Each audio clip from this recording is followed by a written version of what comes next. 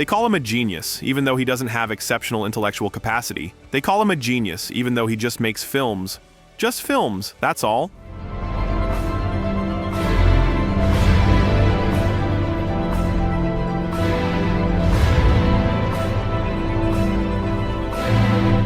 Of course, with films like his, it's hard not to earn genius status and public adoration. But for that, you'd have to be Christopher Nolan.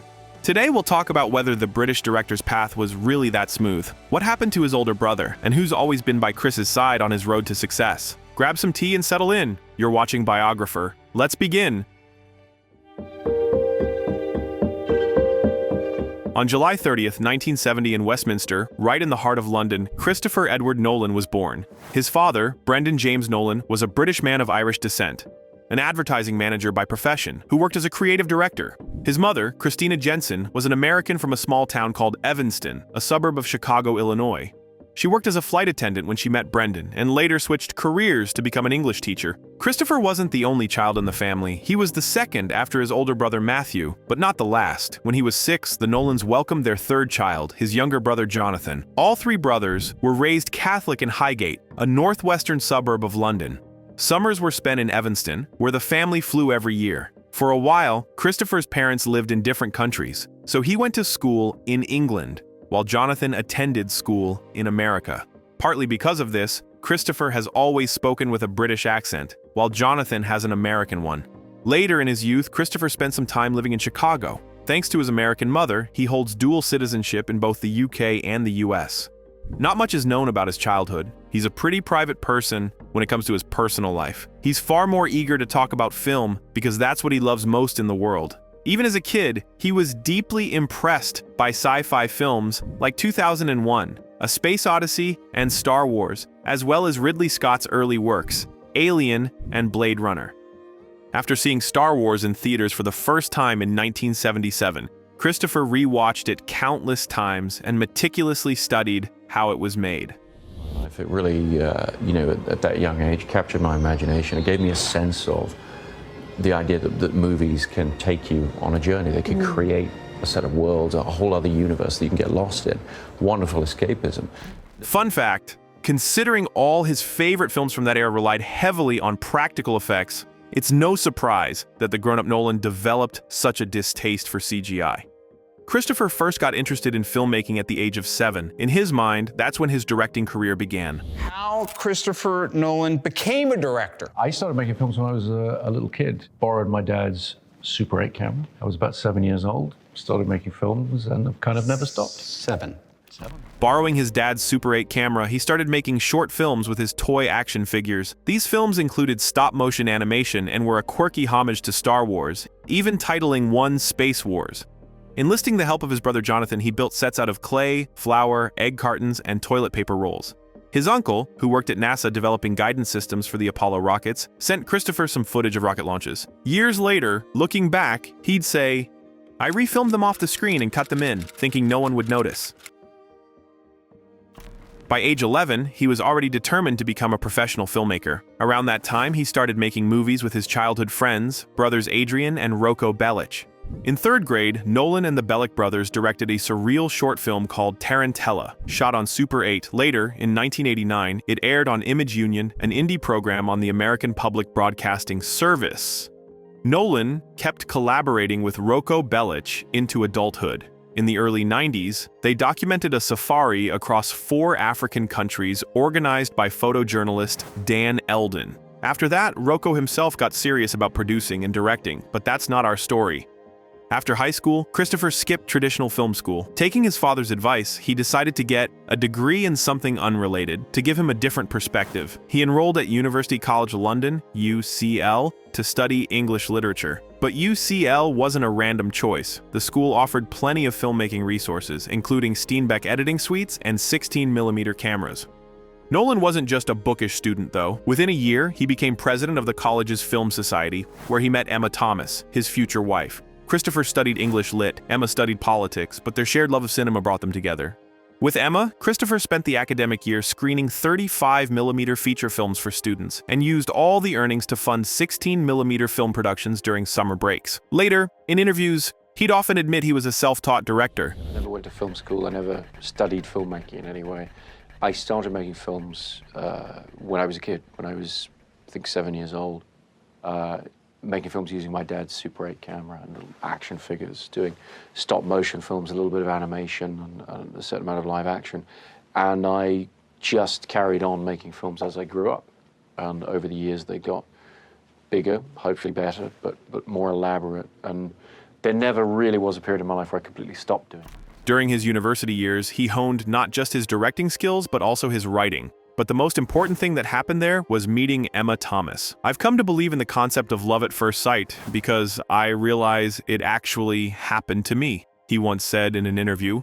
We'll definitely talk more about their relationship later, but for the young couple, graduation was just around the corner. Christopher stood on the brink of real adulthood, completely unaware of the future waiting for him. After earning his bachelor's degree in English literature in 1993, Christopher Nolan began his film career with all sorts of odd jobs. His main goal was to gain as much experience as possible. Over the next few years, he worked as a scriptreader, cameraman, and director for corporate and promotional films, which, for the most part, were commissioned by specific organizations and far from the creative work Nolan truly wanted to do. Considering we still have many of his other films to cover, we won't dwell on these. In the mid-1990s, Christopher and Emma Thomas made their first attempt at shooting a full-length feature called Larry Mahoney. But still lacking enough experience, they eventually scrapped the idea. For the first few years of his career, Nolan had almost no success in getting his projects off the ground. After getting turned down multiple times, he came to a conclusion. There's a very limited pool of finance in the UK. To be honest, it's a very clubby kind of place. Never had any support whatsoever from the British film industry. In 1996, Christopher turned to making short films. He served as director, writer, and editor for his first short, Larceny. Shot over a single weekend in black and white, the film was made with minimal equipment, a small cast, and a tiny crew. Nolan funded it himself, and the gear, specifically the 16mm cameras, was rented from the University College London's Film Society. Incidentally, the Film Society itself called Larceny one of the best, if not the best, short films made by student filmmakers in recent memory. It premiered at the Cambridge Film Festival in 1996, but never got a wider public release. Only composer and longtime Nolan collaborator David Julian, who scored the film, recently admitted in an interview that he still has a VHS copy of Larceny lying around on a shelf somewhere.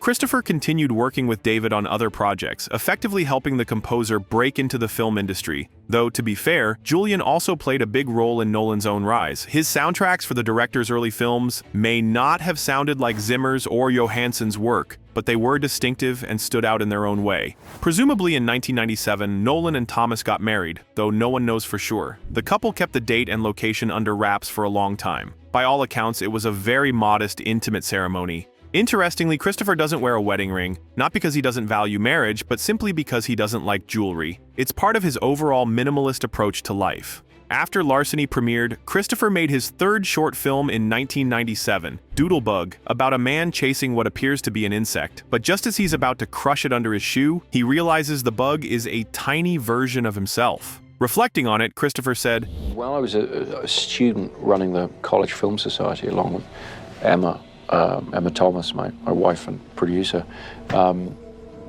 we tried to make various different films, and some of them quite ambitious, shot in color and so forth, tried to do quite long form stuff. And the problems you would encounter, the things that stopped the film being something that you could really put in front of an audience, really technically finish or creatively create something that an audience could really go with. By that point, Christopher and Emma had learned a lot and were eager to experiment with short films. They realized that shooting on black and white film was a cheap and fast way to achieve a stylish look. That shooting mostly handheld meant they didn't have to mimic bigger budget filmmaking techniques, like using dollies and other expensive equipment. By refining a stripped down but efficient production process, they could eventually apply it to a full-length feature. The lead role in Doodlebug went to Nolan's university friend Jeremy Theobald, while David Julian once again handled the music. Pretty much all of Christopher's early work was made on a shoestring budget, thanks to the help of his college buddies and connections. In the end, this Kafka-esque psychological thriller was well received by critics. Some publications even revisited it years later, after Nolan had become an established director. The Daily Telegraph, for example, noted that Doodlebug was an early showcase of Christopher Nolan's talent for crafting unsettling stories. According to the director, he and Emma had essentially figured out how to make a short film over a weekend, and it was this approach that led to his first full-length feature in 1999. A short film in a weekend, like Doodlebug or Larceny, these short films we worked on, you'd shoot it in a weekend and then you'd edit it and whatever and put it together. Soon after abandoning Larry Mahoney, Nolan came up with an idea for a completely different project. Imagine this: he wrote, directed, shot, and edited an entire feature film himself, something he'd never done before. That film was Following. The plot follows a young writer with no job who stalks strangers across London, hoping they'll provide material for his first novel. But after failing to keep his distance, he gets pulled into the criminal underworld. Christopher later said the main inspiration came from a break-in at his London apartment, which left him deeply unsettled. He wondered what the burglars thought while rifling through his belongings. That's when he realized that theft and stalking someone through a crowd have something in common. Both actions cross social boundaries. So you followed women? No, I didn't follow women. It wasn't a sex thing. I followed anybody. I just wanted to see where they went, what they did. The film was designed to be as low budget as possible. Every scene was meticulously rehearsed, so Christopher only needed 1 or 2 takes, saving money on 16mm film stock, the biggest expense, which Nolan paid for out of his own salary. To cut costs even further, the actors wore their own clothes and used personal props, while friends' apartments, and even Christopher's own place, served as filming locations. When shooting in public, Nolan carried a small camera to avoid drawing attention. Without expensive professional lighting, he relied mostly on natural light and whatever was available on set, with black and white film, helping to mask any imperfections. The total production budget was just $6,000, making Following one of the cheapest feature films ever made. But no matter how cheap and simple it looked, the actual shoot took nearly a year, and it wasn't just because of rehearsals. Since the entire cast and crew had day jobs, they could only film on Saturdays, resulting in about 10 to 15 minutes of footage per session. The film ended up being deeply personal for Christopher. For example, the main character, Bill, has posters for Reservoir Dogs, Casablanca, Sunset Boulevard, The Shining, and one of Marilyn Monroe. These are some of Christopher's own favorite films. The alias Bill uses at the bar, Danny Lloyd, is the name of the child actor from Kubrick's The Shining. Christopher is a huge Kubrick fan and cites him as one of his biggest influences. And of course, Nolan's wife, Emma Thomas, also appears in Following in a small role. The film also has smaller details that would later play a role in Nolan's career. For example, the last name Cobb, belonging to a serial thief here, would reappear in Christopher Nolan's Inception, this time attached to Dom Cobb, another thief played by Leonardo DiCaprio. And on the door of the second apartment that Bill and Cobb break into, there's a Batman sticker. Christopher is a huge fan of this particular superhero, and would later direct the Dark Knight trilogy. I worked on the character, absolutely loved the character, and loved working with Christian and the whole family that we had together working on the film. Following received mostly positive reviews from critics and high marks from audiences, grossing over $126,000 at the box office. Given its budget, this was a massive success, instantly drawing critics' attention to the rising director. During its festival run, the film won several awards, including the Tiger Award at the International Film Festival Rotterdam and the Best First Feature prize at the San Francisco International Film Festival. But Nolan's real breakthrough came with his next project, the neo-noir psychological thriller Memento, a film that wouldn't have happened at all without Following's success. In whatever way we tend to be photographing these scenes, you tended to be very mindful of where you were in physical relationship with the performers. Also because we weren't building sets, we were just in real places, and so we couldn't alter things for the camera. We could only move the camera through the scene. Christopher's new film had a starting budget of $5 million, giving him more creative freedom. Instead of splurging, he focused on crafting another intimate story, only now with higher production value. Nearly every element from his debut film carried over into this one, but on a whole new level. Once again, it was a neo-noir thriller with a non-linear narrative, alternating between 2 distinct sequences, one in black and white and the other in color. Memento follows Guy Pearce's character, Leonard Shelby, a man suffering from anterograde amnesia, a neurological condition causing short-term memory loss and the inability to form new memories. The plot revolves around Leonard using an elaborate system of photos, handwritten notes, and body tattoos to uncover his wife's killer. Nolan wanted to immerse viewers in the protagonist's mental state, a crucial selling point, especially for producers. The protagonist is an immediate figure of identification for the audience, because the audience is, sitting there wanting to find out, what's going on, and here is this figure wanting to find out what's going on. I think that was one of the things that really drew me to the idea of the film, to the story, because I was very interested in telling a story that was so firmly from the point of view of one individual. The black and white scenes played out in chronological order, while the color sequences ran in reverse, mimicking Leonard's fractured perception. These two timelines converged at the film's climax, forming one cohesive narrative. Though Christopher wrote the entire screenplay himself, the core idea came from his younger brother Jonathan's short story, Memento Mori. Back in July 1996, Christopher and Jonathan Nolan took a cross-country road trip from Chicago to Los Angeles. Christopher was moving to the West Coast, and Jonathan, who had free time before returning to university, tagged along to help. During the drive, Jonathan pitched his film idea, which immediately intrigued Christopher. After the trip, Jonathan had to return to Washington to finish his studies at Georgetown University, but the brothers agreed to develop the concept further. Christopher repeatedly asked Jonathan for a first draft, and months later, Jonathan finally sent one. 2 months after that, Christopher had the idea to tell the story backward and began writing the script. Meanwhile, Jonathan expanded the idea into a short story. The brothers kept exchanging drafts, resulting in 2 distinct versions of the same tale. Discount in. Natalie. My car. Teddy. Fun fact, the mysterious killer, referred to as John G in their story, was actually a nod to Jonathan's screenwriting professor at Georgetown, John Glavin. In the summer of 1997, Emma, Nolan's then-girlfriend and now wife, showed Christopher's script to producer Aaron Ryder, then head of Newmarket Films. Aaron called it possibly the most innovative screenplay he'd ever read, and the film was greenlit. Make a film like Memento and the audience comes, even though it's challenging material for that genre and that scale, that buys you some credibility with the people who are going to finance your next film. It's worth noting that Jonathan's Memento Mori differed drastically from Christopher's film, though the core elements remained. It was eventually published in Esquire in March 2001. This distinction is why the film's script is considered original, not adapted. For cinematographer, Christopher initially wanted Mark Vargo, but Mark turned down the meeting after failing to grasp the script, a decision he later regretted. Instead, Wally Pfister got the job, having previously worked alongside Vargo. Ironically, Wally admitted that he didn't fully understand the script either. In later interviews, Nolan explained why he made the film so challenging. It seems to be a film that's very difficult for people to figure out what the time that's passed over the length of the story, what time period it is, whether it's a couple of days or weeks or whatever. And to me, that was entirely appropriate because when I looked into the real-life condition, that is very much a feature of it in real life. When somebody loses the ability to process information in the conventional way, when they lose the ability to, take the experience, we're having now and then pass that into the long-term memory. This approach stunned critics in 2000. The film earned widespread acclaim for its non-linear structure and themes of memory, self-deception, perception, and grief. It premiered at the Venice Film Festival to a lengthy standing ovation, then screened at the Deauville American Film Festival and the Toronto International Film Festival.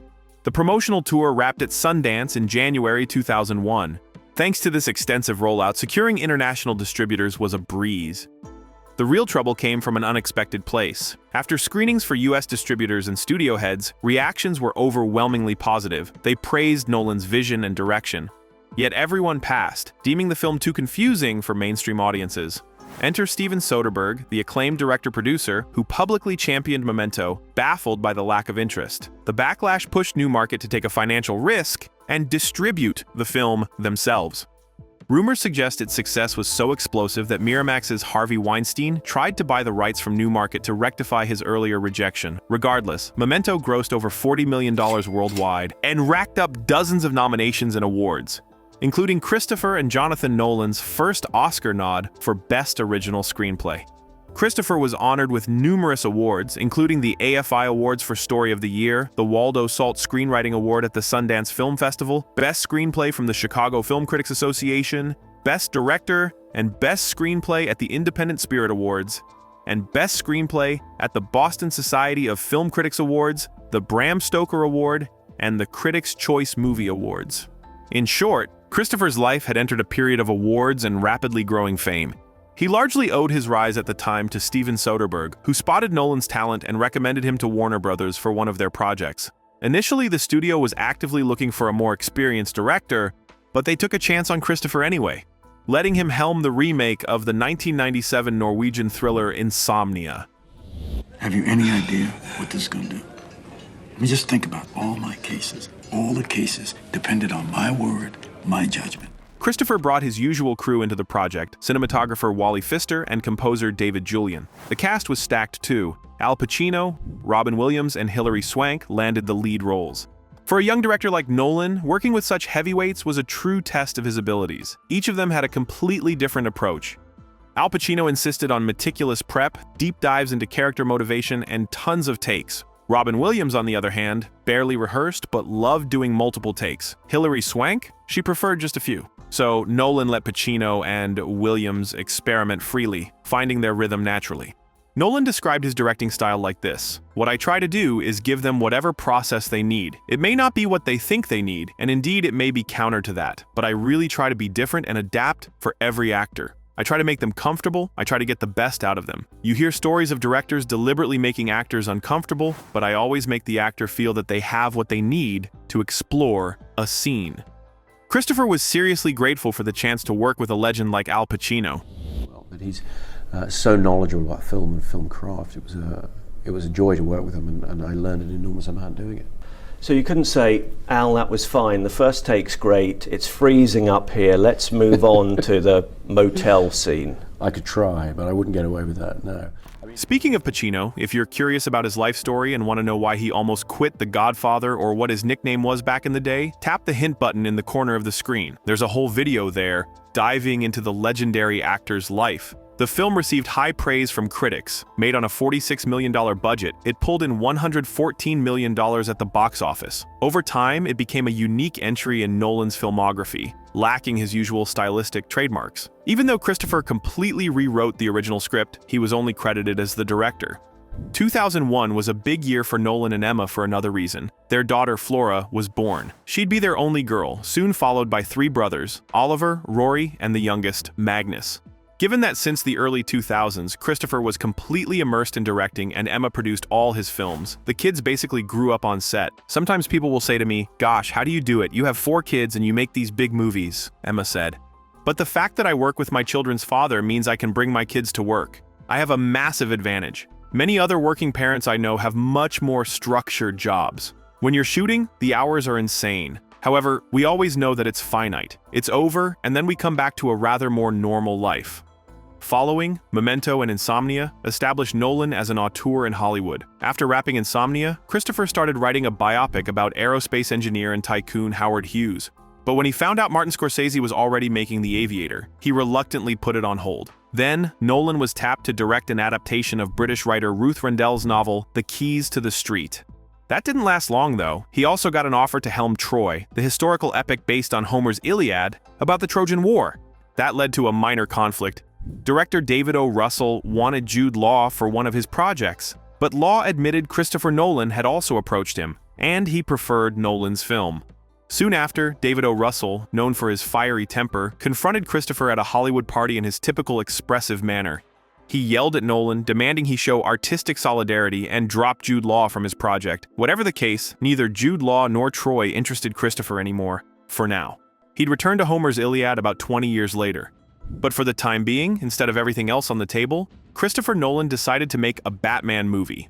Back in early 2003, he pitched Warner Brothers, who owned the rights to the comic, on a new film exploring the character's origin story. Nolan was obsessed with grounding the story, making it more realistic, in a more realistic world than the comics. He relied on practical effects and minimal CGI, replacing most digital work with miniature models, a technique he still uses today.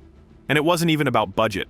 Early on, CGI had been a luxury for him, but now, with Warner Brothers backing him, he could have easily afforded it. Still, Christopher avoided it, arguing CGI looked worse on camera, and that shooting live was way more exciting.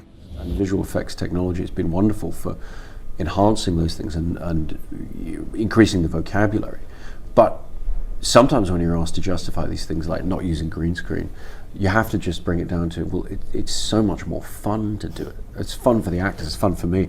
There's nothing more dispiriting than when you turn up to work and there's just a green screen with a couple of actors in front of it. It's really, the magic's not there. So trying to do these things for real, trying to use real locations. I've always preferred real locations to sets for the same reason. There's a feeling of reality, there's a feeling of being somewhere that matters.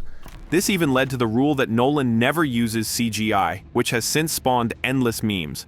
Imagine the actors' reactions if they actually had to film the Odyssey with a real Cyclops. But let's not get ahead of ourselves. Warner Brothers insisted on keeping the film PG-13, minimal violence, no excessive blood. Nolan had no problem with that. He wanted to make a movie an 11-year-old could watch. His main inspiration was the short comic, The Man Who Falls by Denny O'Neil and Dick Giordano, which followed Bruce Wayne's travels before returning to Gotham and becoming Batman.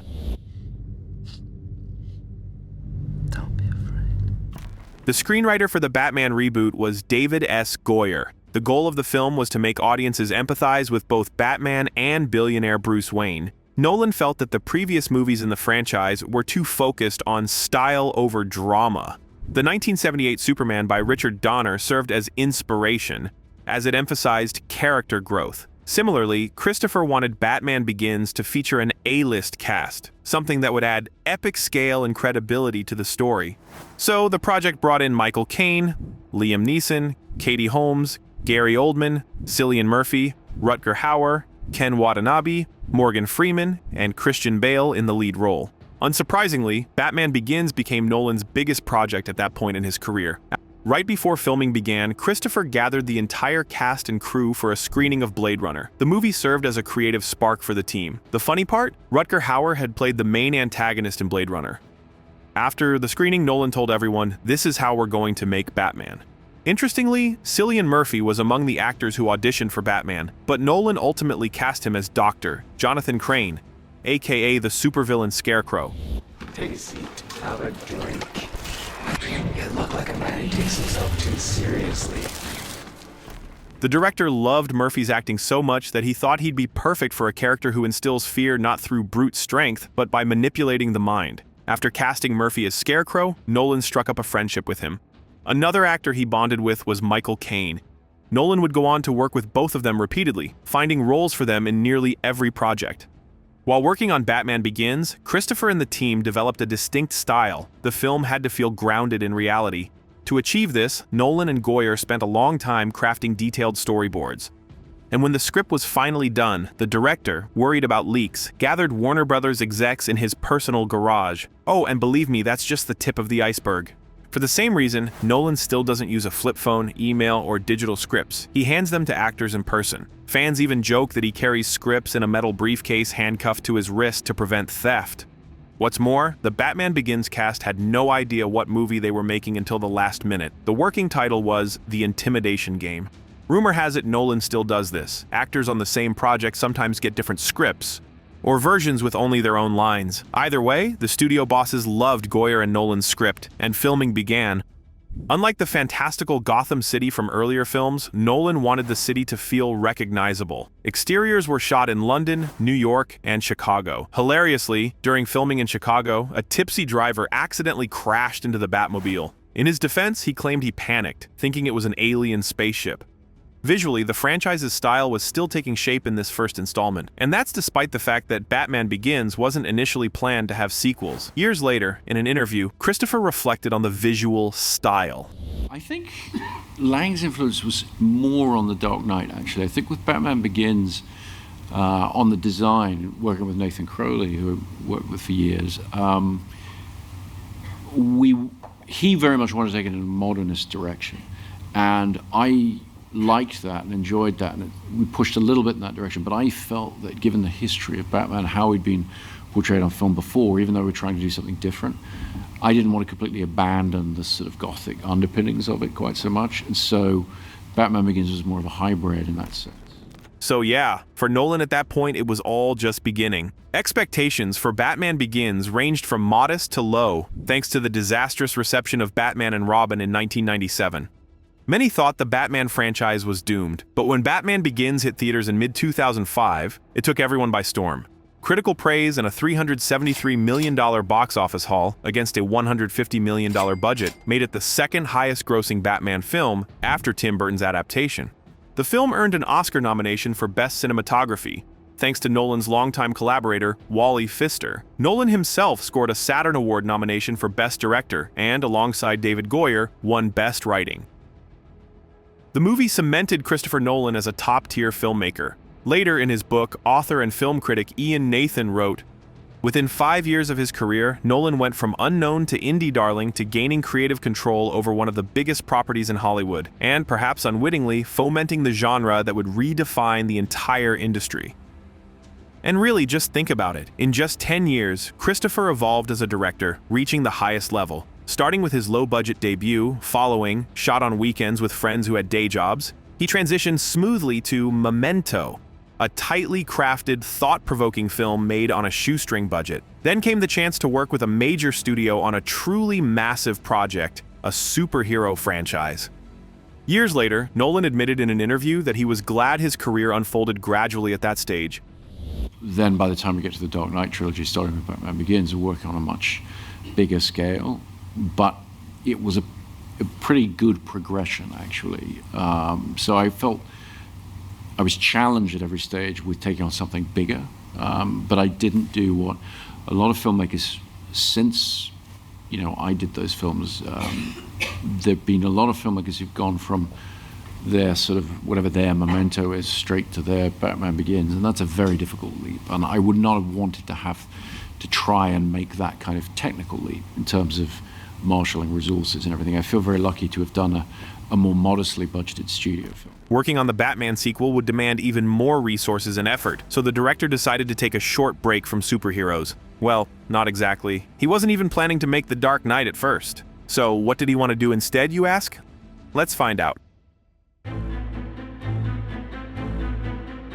After the release of Memento, Christopher Nolan's career skyrocketed, thanks, as you might remember, to Steven Soderbergh. And while Nolan was still mulling over his next big idea, job offers kept pouring in. The director wanted to adapt British author Christopher Priest's novel The Prestige, about the rivalry between two 19th-century illusionists. But with Warner Brothers constantly throwing new projects his way, Christopher and his brother Jonathan spent a whopping 6 years working on the Prestige script. Originally, he had planned to make it even before Batman Begins. When I finished Batman, I had no intention of doing a sequel. The Prestige is a project I've been working on with my brother Jonathan for about 6 or 7 years. We were originally going to do it before Batman Begins, but we ran out of time. So we came back to it afterwards. I tried to do The Prestige in a smaller way than I had at first imagined, as a more intimate film. Jonathan started writing the script back in 2001, and Christopher had always wanted to direct the adaptation, but he only circled back to it in October 2005, this time bringing Hugh Jackman and Christian Bale on board for the lead roles.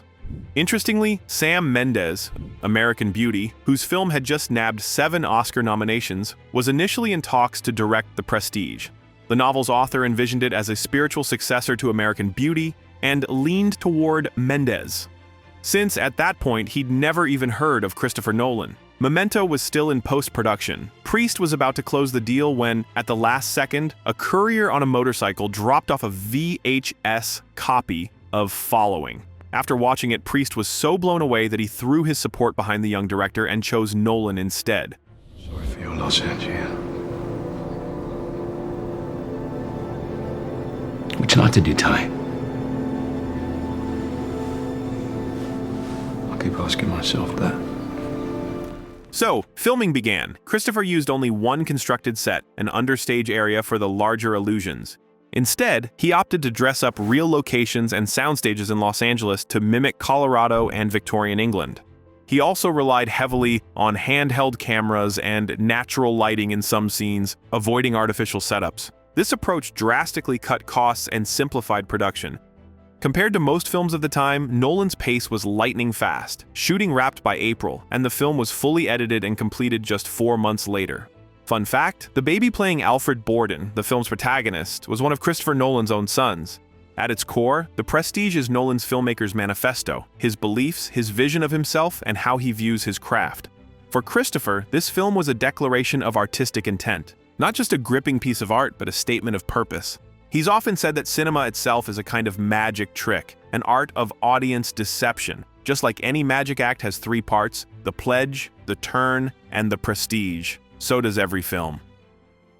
The film has been written according to the principles of how a magic trick works. Our narrative plays tricks with the audience. It has stories within stories and misdirections and so forth. But the three acts are all scrambled together because of the non-linear construction. The film also explores a question that fascinated Nolan as a director. How close can you get to something real before it hurts you? This theme would later resurface in his work as he continued to wow audiences with epic, real-world cinematography. The Prestige premiered in October that same year. Critics praised it, but the global box office only brought in $109 million, a solid performance given its relatively small $40 million budget. Still, the film became a cult favorite among Nolan fans, landing on countless best-of lists. In 2020, Empire even ranked it among the 100 greatest films of the 21st century. It also earned Oscar nominations for Best Art Direction and won Best Cinematography for Wally Pfister.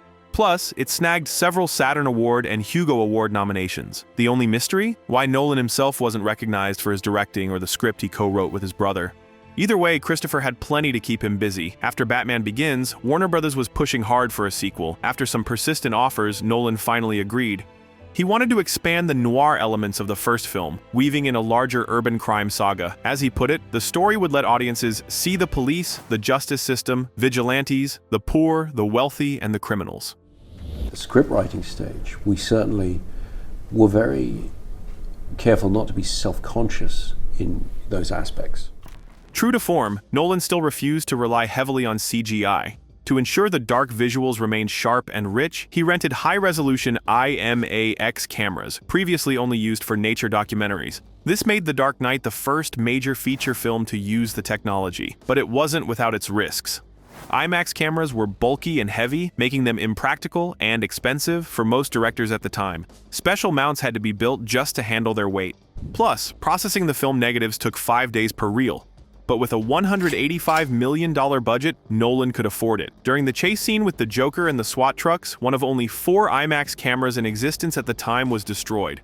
Mounted on a crane, it accidentally smashed into a stunt driver's car, costing Nolan an extra $500,000. The production was marred by tragedy when stuntman Conway Wycliffe, a veteran who'd worked on the previous film, died in an accident during a rehearsal for a building explosion scene. The car he was in crashed into a tree, fatally injuring him. Despite the heartbreaking loss, filming continued. Almost the entire main cast of the first film returned to reprise their roles. The key difference from the previous installment was the introduction of a full-fledged antagonist, something Batman Begins had slightly lacked. Enter one of Batman's greatest foes, a genuine psychopath and a deranged mastermind, the supervillain known as the Joker. But the character of the Joker was there, like this sort of engine running through it.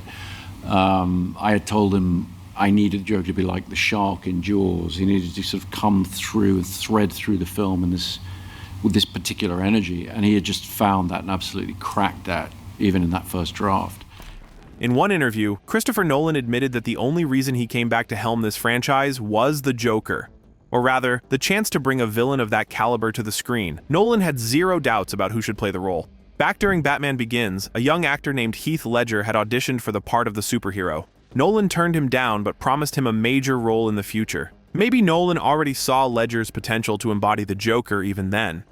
Speaking of that hospital explosion scene, there's a wild story behind it. For Gotham Hospital's destruction, Nolan found an abandoned chocolate factory. The crew had to guard the building for 6 months until its scheduled demolition. Then, the set designers transformed it into Gotham General and prepped it for filming. But just days before shooting, someone stole all the windows from the building. Nolan had no choice but to use CGI to cover it up.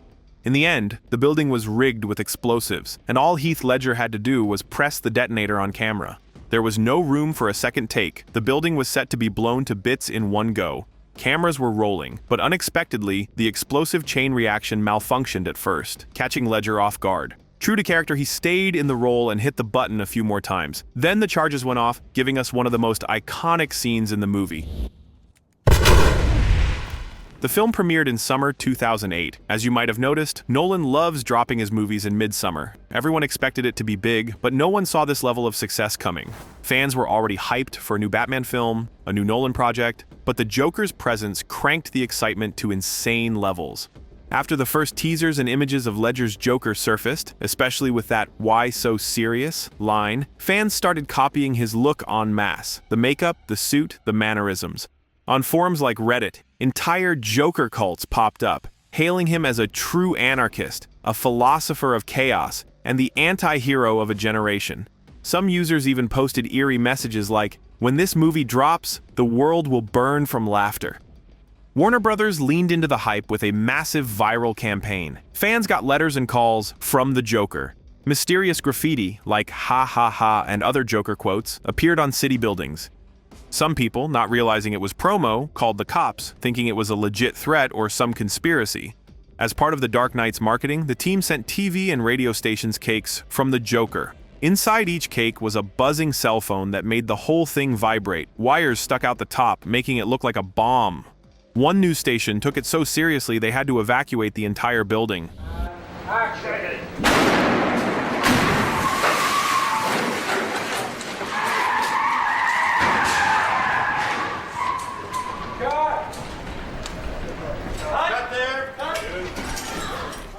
Opening weekend pulled in $158 million. The film kept screening worldwide until January 2009, nearing $1 billion at the box office. It finally crossed that mark during its Oscar season re-release, ending at $1,003,000, the first superhero movie to do so. At the time, it became the fourth highest-grossing film ever.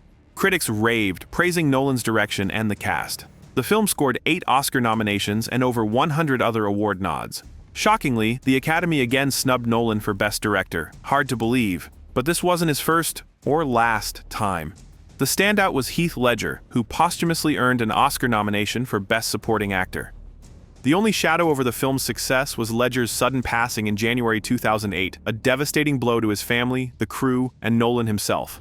All of us who worked with Heath on The Dark Knight accept this with an awful mixture of sadness but incredible pride.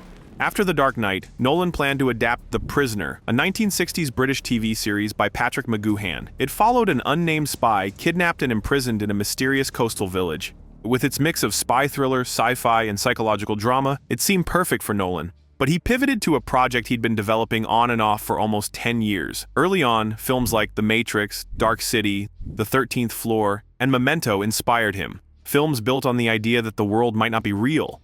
He first pitched it to Warner Brothers in 2001, but wanted more blockbuster experience first.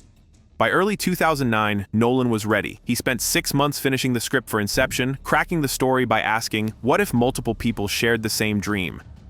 As soon as you're talking about dreams, the potential of the human mind is infinite, and so the scale of the film has to feel infinite.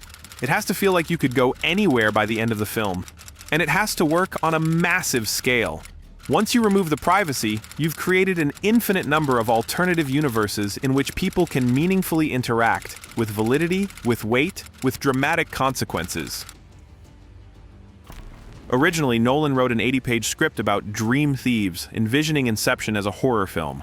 Over time, it morphed into a heist movie, though he felt heists were usually emotionally shallow. Rewriting it, he realized the genre didn't fit. The story hinged on inner worlds, the idea of dreams and memory. He knew the emotional weight needed to be amplified. Meanwhile, as Christopher was working on the script for Inception, a real-life crime thriller was unfolding around him. The thing is, the director's older brother, Matthew Nolan, worked in finance, investments, and real estate. Officially, he was this successful entrepreneur. Except in reality, his financial situation wasn't great. In 2005, a banker named Robert Cohen, who was handling Matthew's debts, was murdered in Costa Rica, and soon after, an investigation began. Costa Rican authorities accused Matthew Nolan of being involved in the banker's killing, claiming he'd posed as a secret agent, deceived people, and participated in financial schemes. In 2009, he was arrested in Chicago and even attempted an escape. They found a homemade rope, sharpened spoons, and an escape plan through the ventilation system. It sounds like something straight out of the Shawshank Redemption, but no, this was just a chapter in Christopher Nolan's life. He never publicly commented on his brother's situation. The only thing journalists noticed was that this experience influenced how he portrayed con artists and criminals in his films. Whatever the truth, the court ruled there wasn't enough evidence to extradite him to Costa Rica, and Matthew was eventually released, though his financial dealings were still under scrutiny. Talk about a situation where Christopher didn't need to artificially raise the emotional stakes. Ever acquire enough detail to make them think that it's reality. Well, dreams, they feel real while we're in them, right? After finishing the Inception script, Nolan's first move was to offer the lead role to Leonardo DiCaprio. The director had been trying to work with him for years, meeting multiple times, but could never cast him in any of his films. Finally, Leo agreed, admitting in an interview, "I was intrigued by this concept, this dream heist notion, and how this character is going to unlock his dream world and ultimately affect his real life. I read the script and found it to be very well written, comprehensive, but you really had to have Chris in person to try to articulate some of the things that have been swirling around his head for the last 8 years." In reality, DiCaprio and Nolan spent months discussing the script. Leo only signed on as Cobb under the condition that he could influence the screenplay and deepen the character's psychology. Christopher spent a long time rewriting it so that DiCaprio's character's emotional journey would drive the story. After revisions, the film became not just an action flick, but a drama about loss, guilt, and love. Later, Nolan admitted that the film became far more personal thanks to Leo. Shooting took place all over the world. The Snow Fortress scenes, for example, were filmed in Canada, inspired by the Bond movie On Her Majesty's Secret Service. Christopher really wanted to recreate the snowy sequence from his favorite 007 film. Cobb, did we miss it? Yeah, we missed it. Throughout the entire shoot, Nolan wore a suit and tie, even in the desert or snow. When actors asked why, he'd say he takes his work seriously and believes in dressing the part. That pretty much tells you everything about the man's innate British meticulousness. You'll spot him in a suit on other film sets too, and with a flask. Michael Caine once jokingly asked if it was vodka inside. Turns out, it was tea. "It's how he solves problems," the actor said. "He'll drink it all day. He's made all these millions of dollars, but he lives exactly the same way. He still has the same watch he always had, still wears the same clothes." Nolan demands the same level of seriousness from his actors. No personalized chairs, no smartphones on set to avoid distractions. His kids, by the way, used to jokingly call him Mr. Woodcock, a nod to Daniel Day-Lewis's obsessive, ritual-driven character in Phantom Thread. Defending her husband, Emma Thomas says that Chris definitely takes what he does very seriously, and he's very good at it. But he's never criticized how family members butter their toast at breakfast, so the guy knows where to draw the line. Anyway, back to the movie. The cast was stellar. Nolan's longtime friend Wally Pfister was behind the camera again, and the legendary Hans Zimmer handled the score. According to Pfister, Warner Bros. Execs pitched the idea of shooting Inception in 3D, but Christopher refused, saying it would distract from the storytelling. And there was plenty to focus on. No surprise, given the director had been developing the idea for nearly a decade. Inception is packed with references and hidden meanings. For example, the film uses Edith Piaf's Non, je ne regrette rien as a plot device. The original song runs for 2 minutes and 28 seconds. The exact runtime of Inception is 2 hours and 28 minutes. Zimmer slowed the song down to form the film's core musical motif, so the soundtrack essentially mirrors the rhythm of Dreamtime. One of the key characters is Ariadne, a brilliant student who helps Cobb, DiCaprio's character, navigate the dream-built maze. In Greek mythology, Ariadne, the princess mentioned in the Iliad, gave Theseus the thread that led him out of the Minotaur's labyrinth. Yusuf, who helps the team descend into the third dream level, is also deliberately named. Yusuf is the Arabic form of Joseph, the biblical figure from Genesis known for interpreting dreams. Nolan also revealed that he modeled Inception's roles after film production roles. Cobb is the director, Arthur the producer, Ariadne the production designer, Eames the actor, Saito the studio, and Fisher the audience. In trying to write a team-based creative process, I wrote the one I know. In one interview, Christopher admitted that part of the film's inspiration came from his sleep schedule in school. His school offered free breakfast before 9 a.m. Often staying up late, Nolan would force himself awake for the meal, then go back to sleep, putting him in a state of lucid dreaming. He said he wanted to experiment with this superpower and tried to control the dream. Later, parallels were drawn between Nolan's project and the 2006 Japanese animated film Paprika by Satoshi Kon. Christopher never cited Paprika as an influence, but many critics and fans noted visual and conceptual similarities.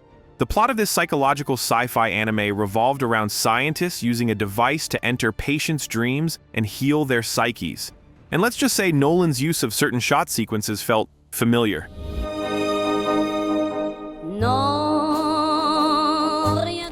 Nolan stayed true to his tradition of shooting on film with minimal use of CGI for special effects. One of the few scenes actually created with CGI was the city folding over itself, where one part of the city looms over another. Another iconic moment, the hotel scene with Joseph Gordon-Levitt spinning in a rotating hallway, that was a real, full-scale corridor built from scratch, mounted on a giant rotor. Fun fact, to film the zero-gravity sequence, the crew also constructed a vertical hallway. What I wanted to do for the zero-gravity sequences was to take an ordinary environment and achieve this very incongruous zero-gravity effect. We did it through a number of different rigs, and in the final edit, what you see is shot to shot to shot. It tends to be a different orientation, a completely different rig in each shot. And I think that, more than anything else, really stops the audience seeing the trick of how these things are done. Even the tidal wave in the Japanese palace was real, shot using custom water rigs. But one of the most complicated scenes in the movie, the exploding Paris cafe. Yep, that instantly recognizable sequence was done without a single CGI explosion, just practical effects. They filmed it in an actual Parisian neighborhood on the Quai de Bir Hakeim in the 15th arrondissement. The crew set up real tables, chairs, and then literally blasted them apart with air. Coffee utensils, napkins, dishes, all of it was propelled by air cannons captured in slow motion.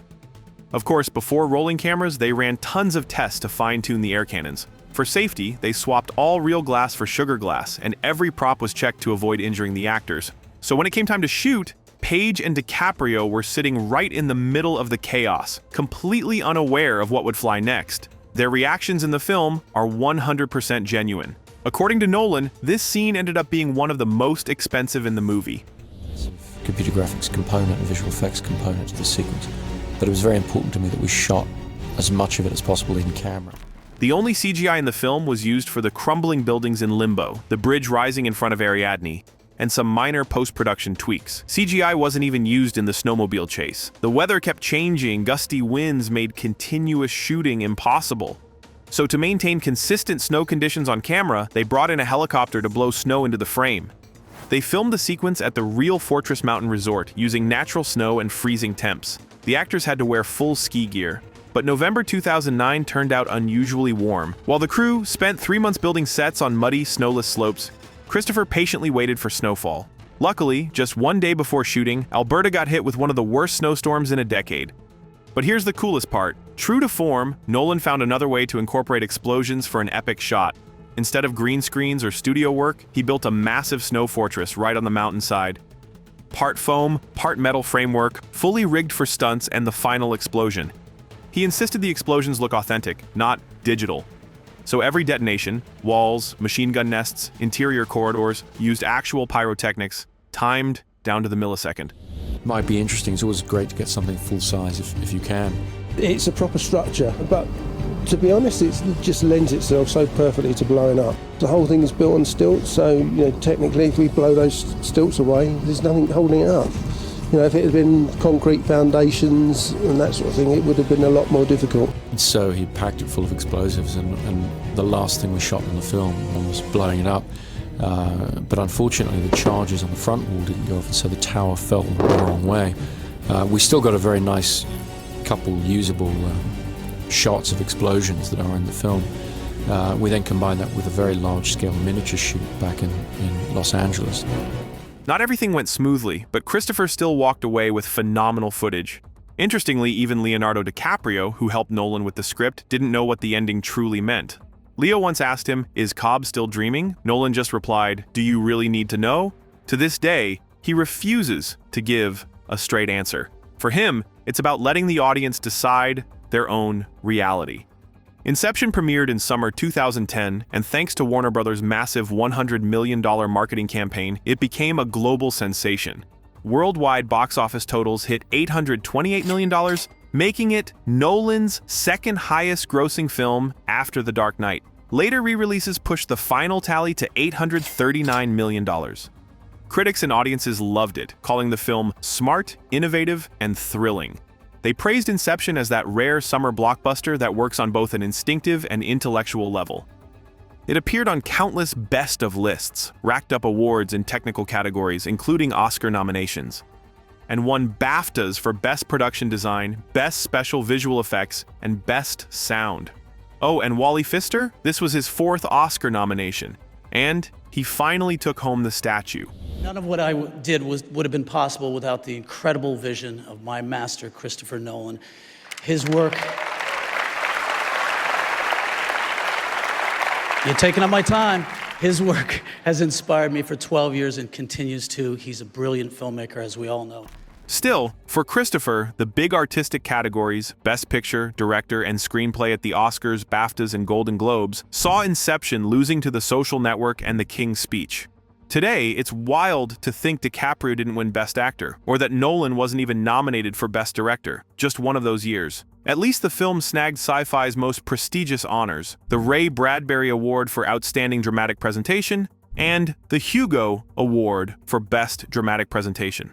Regardless, Nolan's career continued to thrive. He didn't dwell on the Oscars. He saw how audiences connected with his work, and that was enough. Besides, Warner Brothers already had their next pitch ready: finish the Batman trilogy. Did Christopher want to? Well, that's a rhetorical question, but we'll get to that. When Warner Brothers approached Christopher Nolan with the idea of making a third, final installment in his Batman saga, the director was skeptical. He hadn't even planned on making a second film, let alone a third, so his reaction was perfectly logical. How many good third movies in a franchise can people name? After the insane success of The Dark Knight, with Heath Ledger's iconic Joker, Nolan felt an enormous responsibility to the fans and faced immense creative pressure.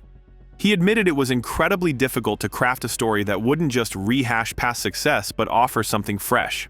The project was also weighed down by other challenges Nolan had to navigate, but after years in the industry, he'd learned how to handle the pressure, and his clout had grown so much that saying no came easily. Aaron Eckhart, who played Harvey Dent in The Dark Knight, wanted to return for the sequel, but that would have required rewriting the ending of the previous film. Nolan turned him down. He also refused the studio's push to bring back the Joker. Warner Brothers had unused footage of the character, and with CGI, they could have resurrected him on screen. But knowing Nolan's stance on digital effects, his answer was predictable. Plus, as Chris later explained, bringing the Joker back would have been disrespectful to Heath Ledger's memory. So, alongside his brother Jonathan Nolan and screenwriter David S. Goyer, Christopher crafted the final chapter. The story picked up 8 years after The Dark Knight, following Bruce Wayne's fall and eventual resurgence. A retired Wayne is forced back into the cape and cowl to save Gotham from nuclear annihilation. This time, the city, and Batman's ideological nemesis, faces Bane, a supervillain with a brutal agenda. The trio of writers revisited themes of fear, pain, hope, and sacrifice, but Nolan didn't want to replicate the Joker's chaos. Instead, he created an intellectual terrorist, Bane. As the director put it, Bane is a man with an ideology. He doesn't destroy Gotham for chaos, he does it out of conviction. When it came to casting, Nolan immediately thought of Tom Hardy. For Dark Knight Rises, I'd worked with Tom before, and I knew that he's somebody capable of all sorts of different types of performances and physicality and so forth. Someone who could convey menace not just physically, but through sheer presence. The two had already worked together on Inception, and Nolan knew Hardy's ability to act with just his eyes, a crucial skill for playing the masked, ruthless Bane. Hardy took the role seriously, packing on about 15 kilograms of muscle. Asked why Bane was the right antagonist to close the trilogy, Nolan simply said the character was Batman's physical equal, but defeating him would require the hero to push beyond his limits. The cast for the finale was stellar. Most of the leads from the previous films returned, but Nolan also brought in 2 new faces: Joseph Gordon-Levitt, who'd starred in Inception, and Anne Hathaway, who nailed the role of Catwoman. Meanwhile, Hardy struggled with his mask. It muffled his voice so badly that during post-production, his lines had to be completely redubbed after the first trailer drew criticism for being unintelligible. No! They expect one of us in the wreckage, brother. One of the film's most iconic scenes, the football stadium sequence, was shot practically, with only minimal CGI. They filmed at Heinz Field, home of the NFL's Pittsburgh Steelers, and here's the kicker: it cost Nolan almost nothing. Key to the deal was Thomas Tull, a co-producer of the film and part owner of the Steelers at the time. A huge football fan himself, Tull pitched the idea to both Nolan and the team's owners, who saw it as free publicity. Their only condition? Free tickets for the extras. Over 11,000 locals showed up to be part of the game. Even though filming took place in summer, the scene was set in winter, so the crowd was given fake snow, winter coats, hot tea, and Gotham Rogues merch, the fictional home team. Real Steelers players joined in too, including star wide receiver Hines Ward, who sprinted across the field as it collapsed. Another epic sequence, the street battle in Gotham, featured around 1,000 extras, a mix of Pittsburgh locals, off-duty cops, playing GCPD officers, stunt performers, college athletes, and just plain film enthusiasts. The catch? It was shot during a sweltering summer heat wave, with temperatures hitting 30 degrees Celsius, 86 degrees Fahrenheit, forcing everyone to sweat it out in winter gear for weeks. As filming wrapped and the release neared, Nolan admitted he felt emotionally drained by the trilogy's end. It was a very emotional experience. We were saying goodbye not only to characters, but to a way of filmmaking that we lived for nearly a decade. Christian Bale and Michael Caine also saw it as the end of an era. Caine even broke down during his farewell scene. Despite their love for the franchise, Nolan and Bale agreed neither would ever return to Batman. The film premiered in summer 2012, outperforming The Dark Knight with a whopping $1.085 billion at the box office. It became Nolan's highest-grossing film and the 7th highest-grossing movie ever at the time. Critics praised it as a satisfying conclusion to the trilogy. Years later, the impact of Nolan's Dark Knight trilogy on superhero cinema remains undeniable. Nearly every subsequent comic book movie tried to mimic its gritty, realistic tone, with mixed results. Just look at Zack Snyder's Superman. Few, if any, have matched its success. No matter how much we loved you, your mother, Lara, and I were a product of the failures of our world as much as so it was. During a discussion about The Dark Knight Rises, David Goyer shared his idea for Man of Steel with Christopher Nolan. Nolan and Goyer co-wrote the script, and Nolan agreed to produce it, but they needed another director. Impressed by Zack Snyder's work on 300 and Watchmen, Nolan brought him on board to direct Man of Steel. In the end, the movie turned a profit, but fell short of many viewers' hopes. Fortunately, Nolan was already moving on. He was gearing up to blow audiences away again, just like he did with Inception. Long before the Batman trilogy, producer Linda Obst and theoretical physicist Kip Thorne, who had collaborated on the 1997 film Contact, came up with an idea for a new movie. They wrote a script based on Thorne's work, exploring the most exotic events in the universe suddenly becoming accessible to humanity, and even caught Steven Spielberg's attention.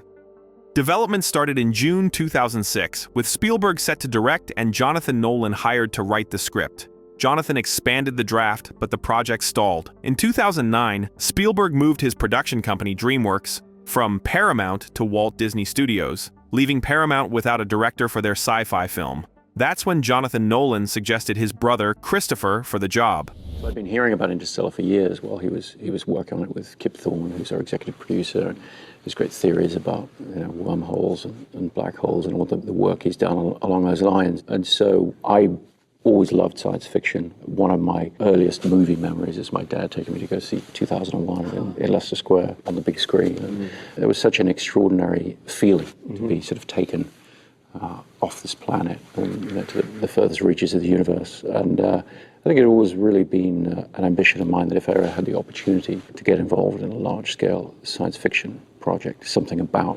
exploring our universe, that I would try and seize that opportunity.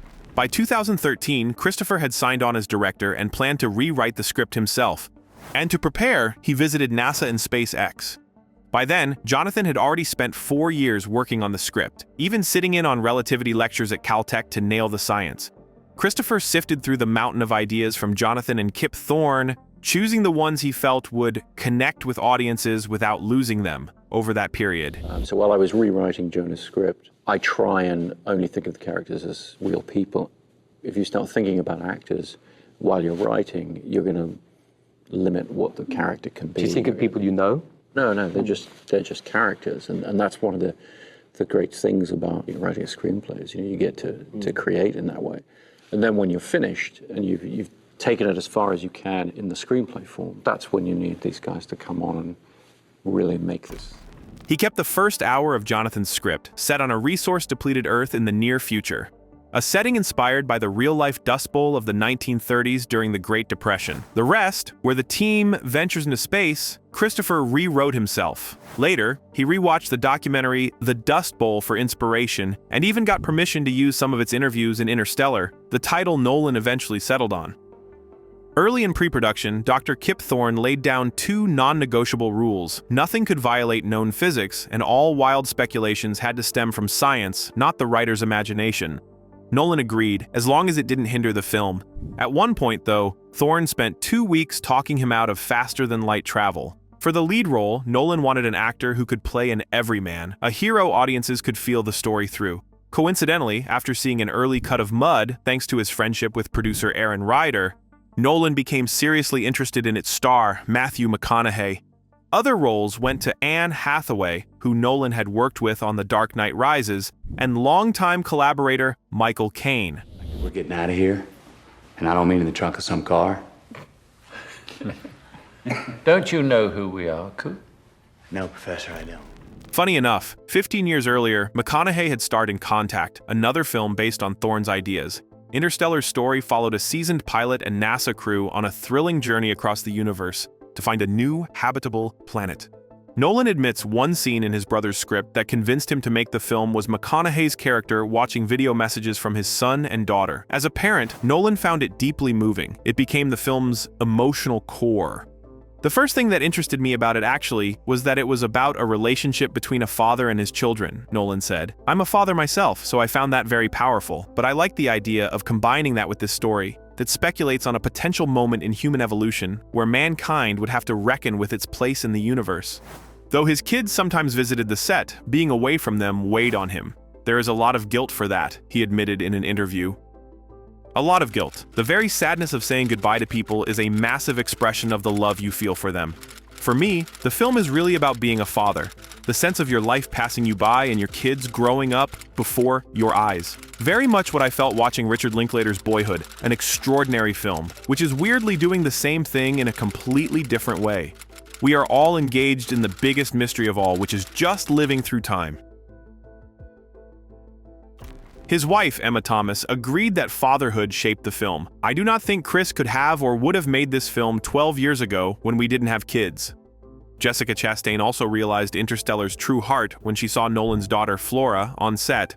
All of the clues fell into place. You had to be a little bit of a detective, and when I figured it out, I was incredibly moved. Interstellar is a letter to his daughter. The father-child theme even guided the music. Nolan reunited with Hans Zimmer but wanted something fresh. No repeat of the Batman trilogy's signature motifs. It's time to reinvent. The endless string ostinatos need to go by the wayside. The big drums are probably in the bin. Instead of a script, Nolan gave Zimmer a single page of text. Something he said was more about Zimmer than the film. It was a short note about a father leaving his child for an important mission, with 2 lines of dialogue. I'll come back. When? It also included a quote from Zimmer himself, spoken when he met Nolan and his wife a year earlier. Once your children are born, you can never look at yourself through your eyes anymore. You always look at yourself through their eyes. When I truly understood that, how Chris was going to make this film was when he said that he'd figured out what the end of the film was going to be and described the last shot and the last line. Zimmer nailed it. But to make the score even more unique, they used a live orchestra.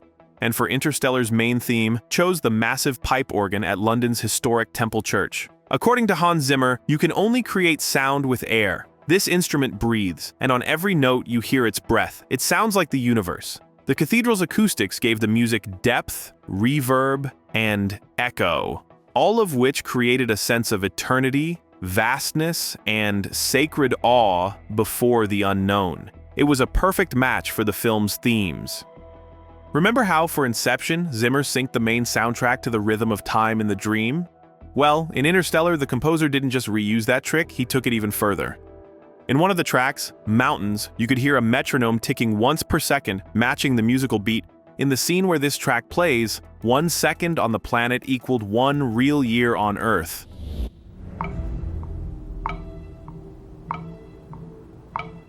By the way, Anne Hathaway suffered from hypothermia while filming this scene in Iceland because her spacesuit was unzipped in the freezing water.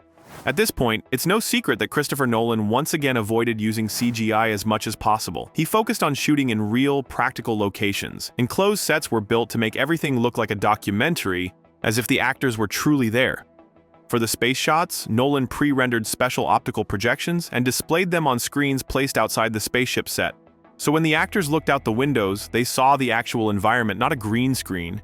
Nolan was initially worried that a scientifically accurate depiction of a black hole would be hard to explain to general audiences. Though the theoretical visualization of a wormhole was considered scientifically plausible at the time, there was no real proof.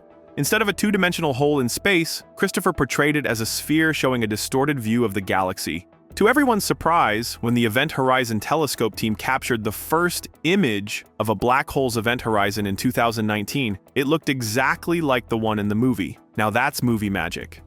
For realism, Christopher and the team also built 2 actual robots, Case and Tars, plus a disassembled third one, Kip. The director didn't want anthropomorphic robots, so he went with a 1.5-meter tall rectangular design. In his words, "It has a very complicated design philosophy. It's based on mathematics. You've got 4 main blocks, and they can be joined in 3 ways. So you have 3 combinations you follow. But then within that, it subdivides into a further 3 joints. And all the places we see lines, those can subdivide further. So you can unfold a finger, essentially, but it's all proportional." Actor and choreographer Bill Irwin provided the voices for both robots and operated them physically. Then, in post-production, his image was cleaned up from the footage. Another thing Nolan insisted on shooting practically was the cornfield at the protagonist's ranch. In the film, Earth suffers from dust storms and crop failures, leaving corn as humanity's last viable food source. Nolan refused to use fake CGI fields, so he grew real corn, 500 acres of it. Filming took place in Oklahoma, where the crew planted an area equivalent to 200 soccer fields. After shooting wrapped, all the corn was harvested and sold. This move paid for itself as the corn sales recouped part of the budget. Christopher joked that it was his first commercially successful agricultural project.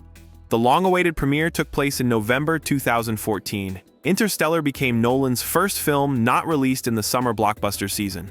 This was because Christopher wasn't working exclusively with Warner Bros. The film was co-produced with Paramount Pictures, which often releases major films in the fall, closer to Oscar season. Plus, Nolan and the producers saw Interstellar as a potential Oscar contender, an epic science fiction drama with deep philosophical themes. Critics and audiences praised the film, helping it gross $758 million worldwide. The sheer scale of the project stunned everyone, director Quentin Tarantino said about it. "It's been a while since somebody has come out with such a big vision to things. Even the elements, the fact that dust is everywhere, and they're living in this dust bowl that is just completely enveloping this area of the world. That's almost something you expect from Tarkovsky or Malick, not a science fiction adventure movie." You'd think a film aimed at Oscar season would have swept awards, but no. At the 87th Academy Awards, Interstellar was nominated for Best Original Score, Best Production Design, Best Sound Editing, Best Sound Mixing, and Best Visual Effects. But only won the last one. For unknown reasons, Christopher wasn't even nominated as either a writer or director. His trophy collection only grew slightly with Best Director at the Empire Awards and nominations, plus a shared win with his brother for Best Screenplay at the Saturn Awards. Worth noting, Interstellar was the first Nolan film without his longtime collaborator, cinematographer Wally Pfister. Wally was busy directing his own debut, the sci-fi thriller Transcendence. Christopher and his wife, Emma, even served as executive producers. Sadly, the film underperformed, grossing just $103 million against a $150 million budget. But the family didn't lose heart. And since we've explored the theme of fatherhood in Interstellar in such detail, let's talk a bit about the director's own family. The legendary behind-the-scenes couple rarely discusses their personal lives. Emma has produced all of Christopher's films since Memento, and stands by him in every crucial moment. He calls it not just a marriage, but a lifelong partnership. In fact, they both say their creative collaboration began at the same time as their romance. So you all have been together for 14 years. She was a producer. What is it like? For some people, husband and wives and brothers working together can be a hot mess. That doesn't seem to be the case with you two. No, I mean, we've, Emma's produced all my films. I do everything she says and good. never argue, and we don't bring our work home with us. No, it is a hot mess, but it's a great hot mess, and I think we've always done it. So, we've known each other a very long time. It's wonderful working with people who will completely tell you the truth. There's no agenda in the creative conversations. It's a very honest response. No surprise that the kids got involved in the family business, occasionally popping up in their parents' projects. Oliver played the younger version of Jess Borden, Christian Bale's character in The Prestige. Magnus, just 2 years old at the time, took on the role of Cobb's son, Leonardo DiCaprio's character in Inception. Rory appeared as a kid on a bus in The Dark Knight Rises, and Flora made her on-screen debut in Interstellar as the girl in the truck. But that wasn't her last cameo in her dad's films. In 2023, she also appeared in Oppenheimer, playing a chilling role as a girl affected by the bomb blast. Nolan explained his choice. The point is that if you create the ultimate destructive power, it will also destroy those who are near and dear to you. I suppose this was my way of expressing that in what, to me, were the strongest possible terms. So far, out of all of Christopher and Emma's kids, only Flora has followed in her parents' footsteps, building a career in film. She graduated from New York University, where she studied combined arts, and has been exploring Super 8 filmmaking, just like Christopher did in his youth. Though not much is known about Nolan's family life, one thing's for sure, they're doing just fine. Christopher adores his kids. Ever since Batman catapulted him to fame, he's been giving his projects working titles inspired by them. The Dark Knight was initially codenamed Rory's First Kiss, Inception was Oliver's Arrow, The Dark Knight Rises went by Magnus Rex, and Interstellar was Flora's Letter. Back in 2001, Christopher and Emma founded their production company, Syncope, to produce their own films. The name comes from syncope, a medical term for temporary loss of consciousness due to lack of oxygen in the brain. In the mid-2000s teens, the company got involved in film preservation and promoting lesser-known directors. Syncope teamed up with Zeitgeist Films to release Blu-ray editions of their movies, including works by the brothers K, whom Christopher had previously honored with a short film, K. He even organized a theatrical tour to showcase their projects. Beyond that, Nolan, alongside visual artist Tacita Dean, hosted an informal summit in March 2015 called Reframing the Future of Film, advocating for the preservation and use of photochemical film in cinema. The event brought together representatives from major American film archives, labs, and institutions. This move was partly spurred by Kodak's 2012 bankruptcy filing, as the digital era had pushed film demand to near extinction. Even big studios were ditching film for cheaper digital alternatives. Nolan joined forces with directors like Quentin Tarantino, J.J. Abrams, and Martin Scorsese to convince major studios, Warner Bros., Universal, Disney, to guarantee minimum film purchases from Kodak, a deal that kept film production alive. Tarantino praised Nolan's proactive stance. He's calling up directors who don't give a shitty and dealing with their apathy and trying to explain to them how important it is. I would want to punch them in the fucking face. But being British, he actually rises above all of that and tries to be diplomatic about it. I think it goes very well to the respect that they hold him in. It's not just a dollars and cents thing. Christopher Nolan would be just as good of a filmmaker as he is, just as a potent filmmaker as he is if he was making movies in 1975, or if he was making movies in 1965. In April 2015, Christopher joined the board of the Film Foundation, a nonprofit founded by Scorsese dedicated to film preservation. The Library of Congress also appointed him, alongside Scorsese, to represent the Directors Guild of America on the National Film Preservation Board. Plus, he joined the Motion Picture and Television Fund Board. After a brief directing hiatus, focusing on producing, Nolan finally returned to a passion project. The idea had first struck him in the mid-1990s, during a trip across the English Channel with his then-future wife, Emma. They retraced the path of the small boats that evacuated soldiers from Dunkirk during World War II. Back then, Christopher wanted to make a film about it. No script, just improv. Emma talked him out of that avant-garde approach. He shelved the idea but revisited Dunkirk nearly 20 years later in 2015. One key inspiration? Joshua Levine's Forgotten Voices of Dunkirk, a book gifted by Emma. She often brings him books that might spark new film ideas, even if some don't grab his interest. Nolan wrote a 76-page script, half the length of his usual drafts and still his shortest to date. Beyond its brevity, the project was unique for two reasons. First, he structured it as a survival triptych, aiming for a visceral, almost experimental film with minimal dialogue. Second, he envisioned it as a fully British production, but with an American budget. Everything has to play as real. You can't really fake anything close to the camera, although we used a lot of tricks for things further away from the camera. And so it was really incumbent on all the department heads to come together and really try and achieve a feeling of reality. But we sort of set the tone with that by the decision that Emma and our production designer Nathan and our DP Hoyter made right at the beginning to shoot on the real location. So the film was shot in the actual place that these events took. This ambition had kept the idea on hold for years. He needed a studio's trust to experiment with a big budget. The plot, set during World War II in 1940, depicted the Dunkirk evacuation from three perspectives: land, spanning a week; sea, a day; and air, just 1 hour. Without dialogue or backstory, Nolan wanted the narrative to unfold like a snowball effect, where separate storylines converge. Before filming, he sought advice from Steven Spielberg, who had experience crafting battle scenes, including the Normandy landing. Spielberg recalled in Variety, "Knowing and respecting that Chris Nolan is one of the world's most imaginative filmmakers, my advice to him was to let his imagination take a back seat, as I did on Ryan, to the research he was doing to authentically acquit this historical drama." Nolan approached the subject as if it were a documentary. According to him, the topic also appealed to him because it flipped the Hollywood formula on its head. Who would have thought Christopher loved inversion so much? Well, more on that later.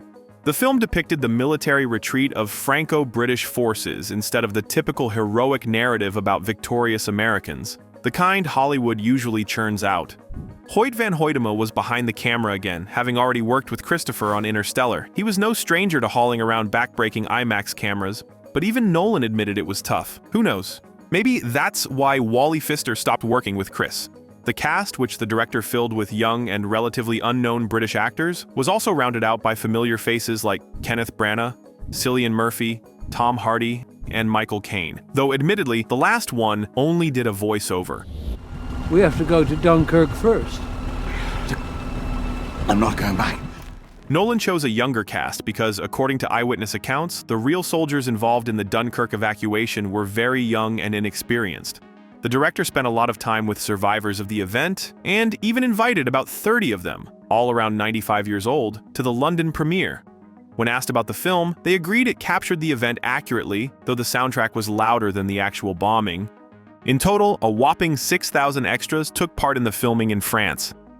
Christopher managed to recreate the event with striking authenticity by using real warships, planes, and civilian boats. The crew tracked down 12 original small boats that had actually participated in the 1940 Dunkirk evacuation. To minimize CGI, they used cardboard cutouts of soldiers, scaled-down models of fighter planes, and military vehicles to create the illusion of a massive army. The models were even 3D printed. The scene where Tom Hardy's Spitfire lands on Dunkirk Beach was shot on location with a real Spitfire in flight. It was the first time since 1940 that a Spitfire had touched down on that beach. But after the scene wrapped, the plane got stuck in the sand. The crew scrambled frantically to haul the practically museum-grade Spitfire off the beach before the rising tide could damage it. Even the day on the water wasn't just a whim. Christopher remembered sailing from England to Dunkirk with his wife, just like civilians did during the original evacuation. And according to him, the rough sea conditions dragged the trip out to 19 hours. Despite the grueling conditions, the crew never went over budget or missed a deadline. Nolan loves shooting fast, without endless retakes. In the end, the film turned out to be as visually stunning as it was true to the real events of 1940, but more importantly, it resonated deeply with audiences. I think for me, it's about communal heroism as opposed to individual acts of heroism. I think it's about the cumulative effect of small acts of human heroism and what we can achieve together rather than individually. Christopher and Emma noted that even during the pitch meeting, the studio execs reacted as if they were hearing the story for the first time. They realized that for many Americans, the idea of ordinary citizens heroically saving the world, thanks to Spider-Man or Independence Day, but they had no clue about its historical roots. As Christopher put it, this is a pivotal moment in World War II history. Had the evacuation failed, Britain would have had to surrender. The Germans would undoubtedly have conquered Europe. The US would not have returned to war. It is a true point of rupture in war and in history of the world. A decisive moment, and the success of the evacuation allowed Sir Winston Churchill to impose the idea of a moral victory, which allowed him to galvanize his troops like civilians and to impose a spirit of resistance, while the logic of this sequence should have been that of surrender. Militarily, it is a defeat. On the human plane, it is a colossal victory. In one discussion about the film, Emma Nolan added to Chris's point. After Dunkirk premiered, she was driving and listening to the radio. The host was describing a terrible storm heading toward one of the states, and in his report, drew a comparison to the events at Dunkirk. Emma noted that if not for Chris's film, that analogy would have never made it on air. The film premiered in London in the summer of 2017. Dunkirk also had a special screening at the Toronto International Film Festival, the first time since following 19 years prior. Critics were thrilled, calling it one of Nolan's best. At the box office, it did pretty well for a war film, pulling in over $530 million. With a starting budget of just $100 million, that was a solid result. But you know what the best part was? The director finally got noticed by those who'd been ignoring him for years. Nolan earned his first Oscar nomination for Best Director. Altogether, the film racked up 8 Oscar nominations and won 3. Best Film Editing, Best Sound Editing, and Best Sound Mixing. Dunkirk also scored several BAFTA nominations. The editing was recognized at the 23rd Critics' Choice Awards. Sure, that year, Christopher Nolan lost to Guillermo del Toro's The Shape of Water, but his first Oscar was only a matter of time. And the Oscar goes to Guillermo del Toro. While working on his next film, Christopher kept executive producing other Warner Brothers projects and didn't drop his little hobby of film preservation.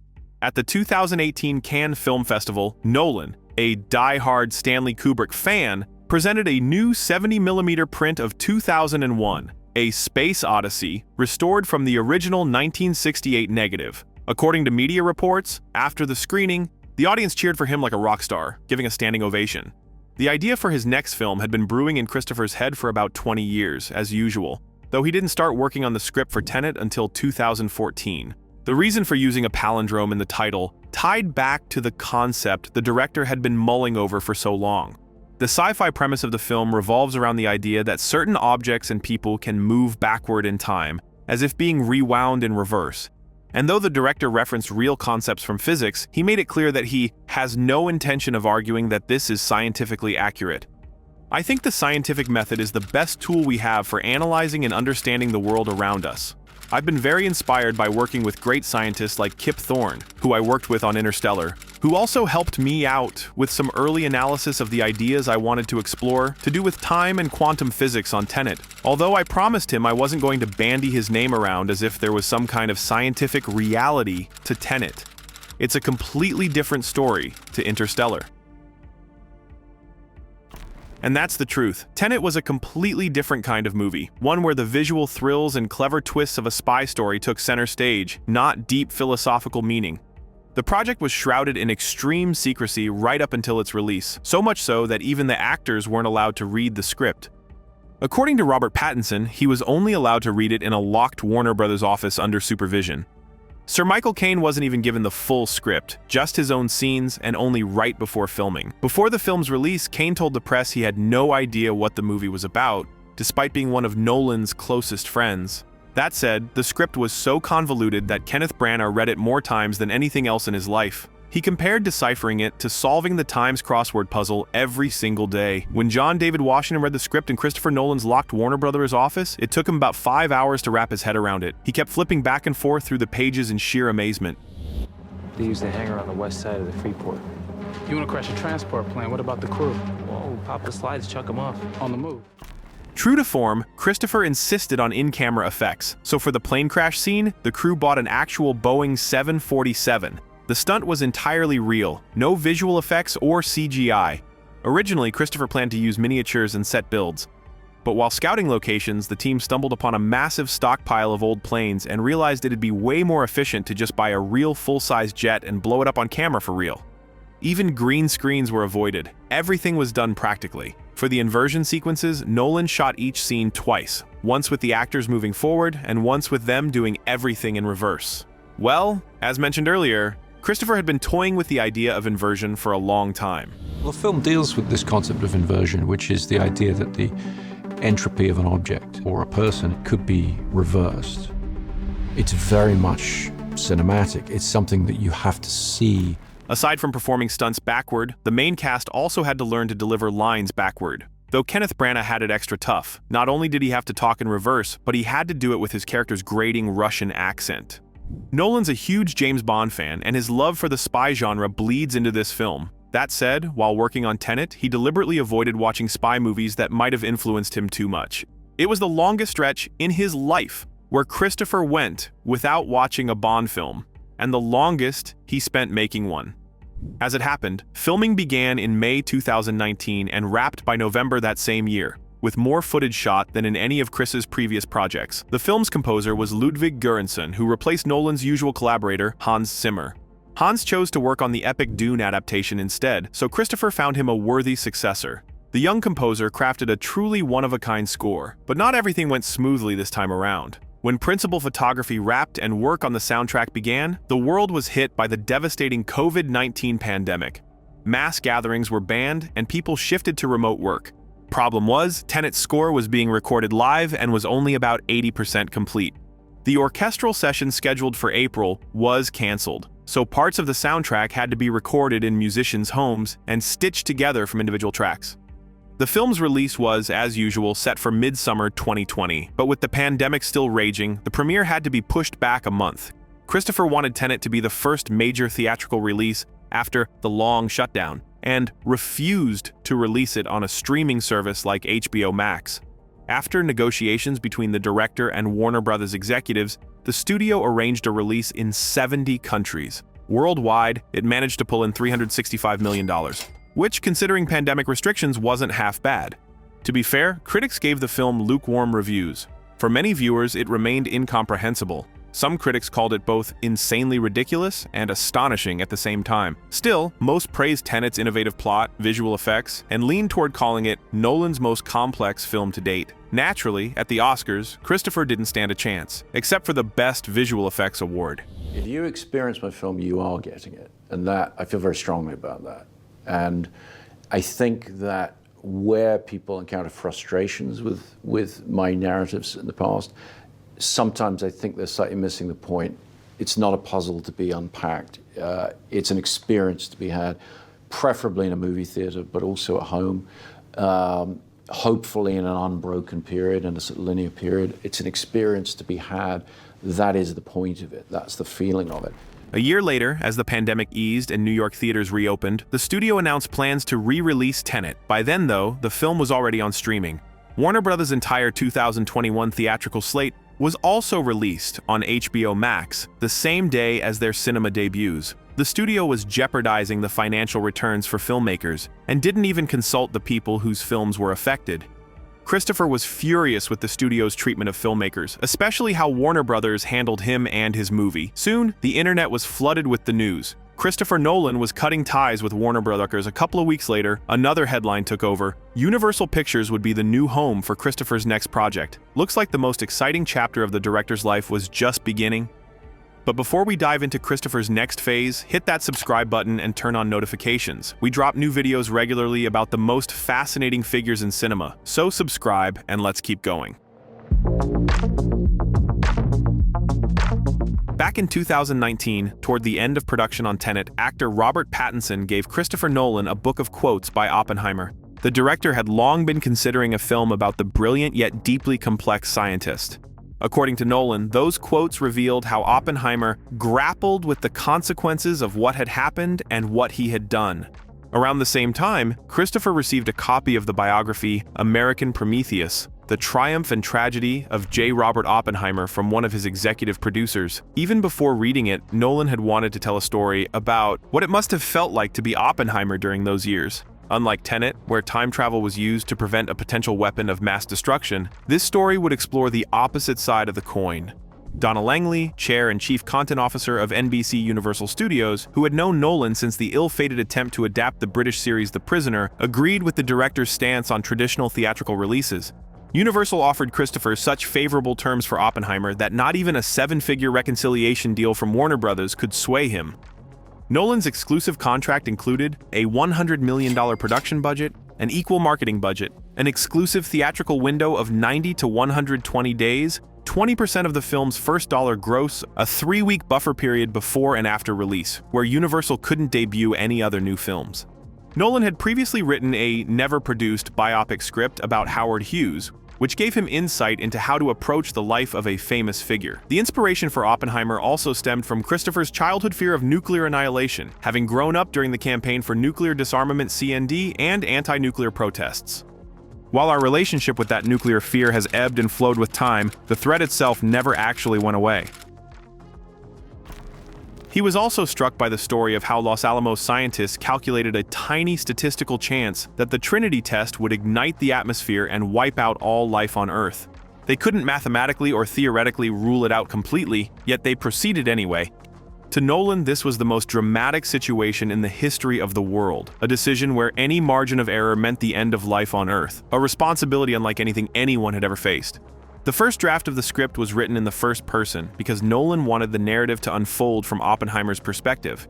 He transformed a standard biopic into an emotional thriller using what he called a Trojan horse approach. We have to find a way into this guy's head. We've got to see the world the way he sees it. We've got to see the atoms moving. We've got to see the way he's imagining waves of energy, the quantum world. And then we have to see how that translates into the Trinity test. And we have to feel the danger, feel the threat of all this somehow. The story hinged on how Oppenheimer reckoned with the long-term consequences of his actions.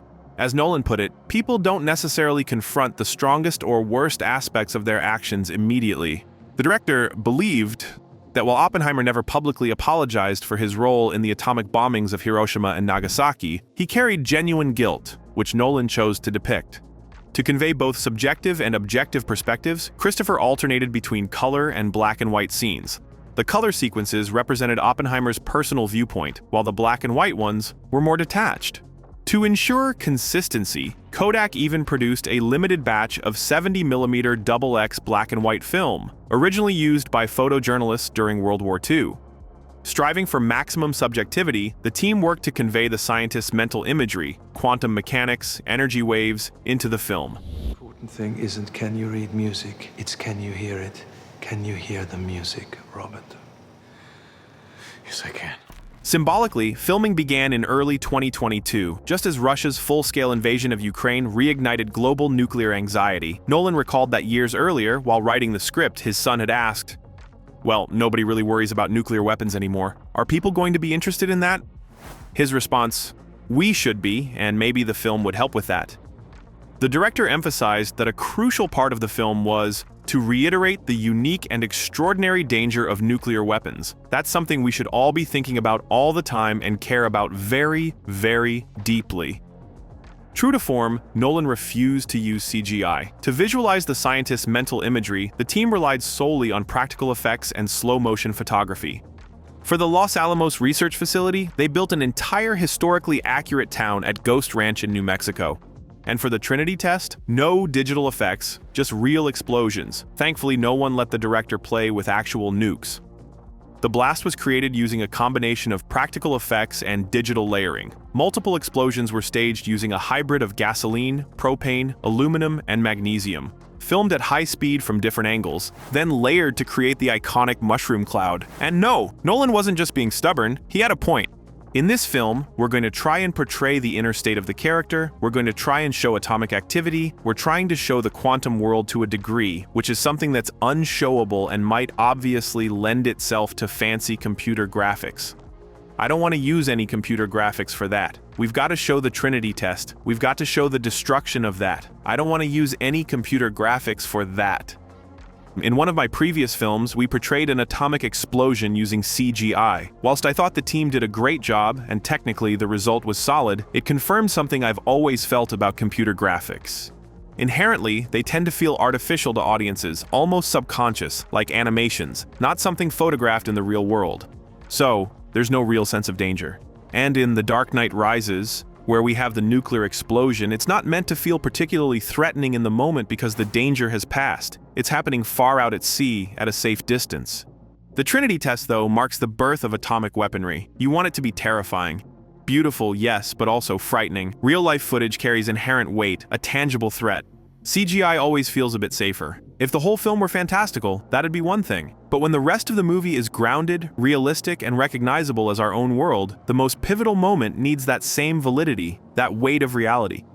The cast for this project was arguably the most extensive of Christopher Nolan's directing career. After his sensational split from Warner Brothers, nearly everyone he'd worked with before rallied behind him, so the lineup kept growing daily. For the lead role of J. Robert Oppenheimer, Nolan had only one actor in mind: Cillian Murphy, marking Murphy's first lead in their 6 collaborations. Nolan left a note on Murphy's script copy: "Dear Cillian, finally, a chance to see you as the lead. Love, Chris."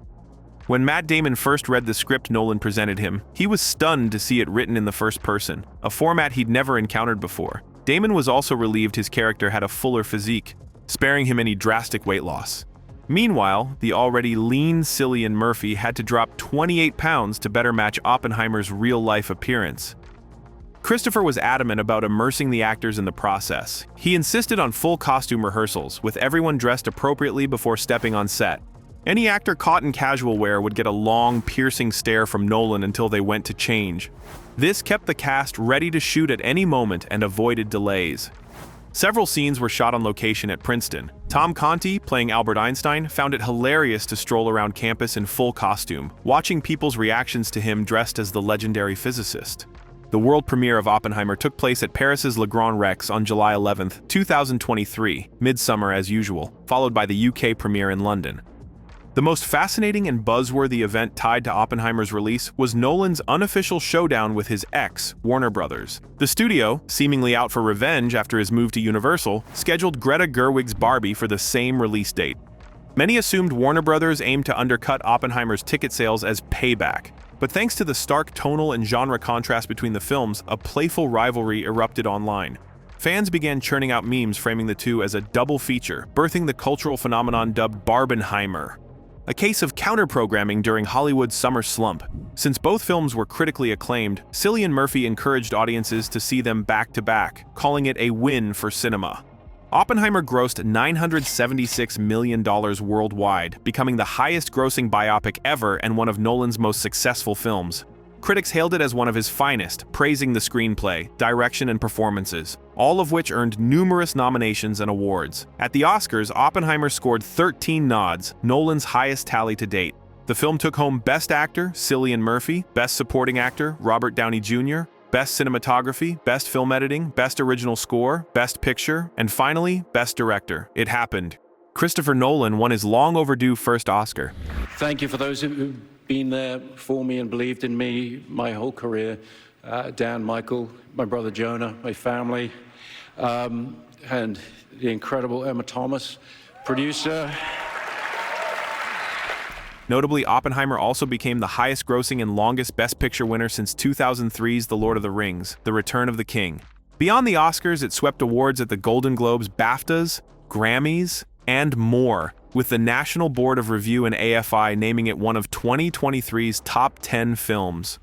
Post-release, Nolan shared in an interview that he now views AI in film as an artistic choice. He acknowledged CGI's complexity and versatility, applauding the exceptional work done with it over the years.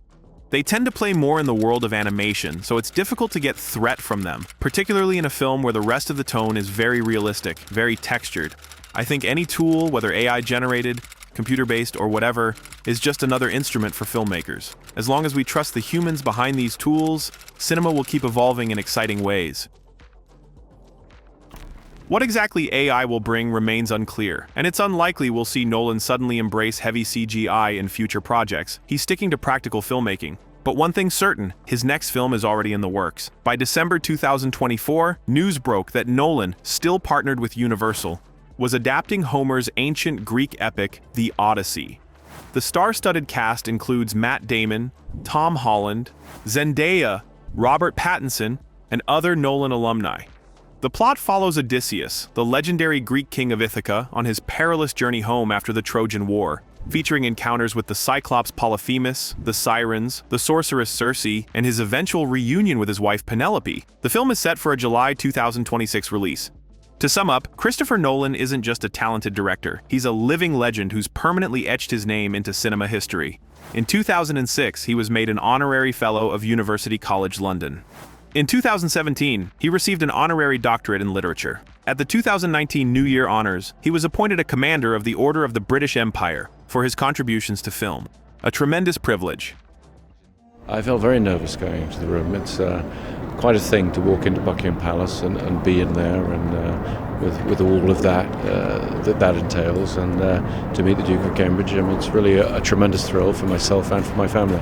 In 2024, Nolan was awarded a BFI Fellowship in recognition of his exceptional achievements and enormous impact on cinema, plus an honorary César Award from the Académie des Arts et Techniques du Cinéma for constantly pushing storytelling boundaries.